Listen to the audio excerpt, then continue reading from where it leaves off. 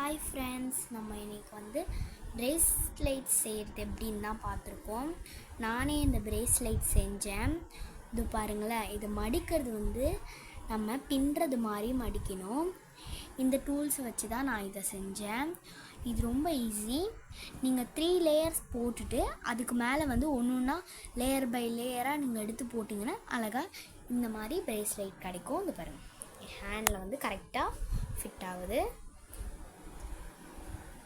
கரெக்டாக இருக்குது.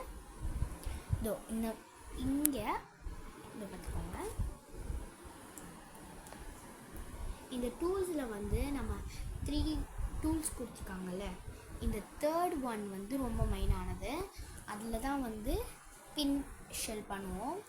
என்னென்னா அது நம்ம பண்ணி முடித்த உடனே இந்த கடைசி இந்த ஜாயிண்ட்டுக்கும் இந்த ஜாயிண்ட்டுக்கும் நம்ம வந்து அழகாக நம்ம இதுக்குள்ளே போட்டுருணும். அப்போ தான் இது கரெக்டாக இருக்கும்.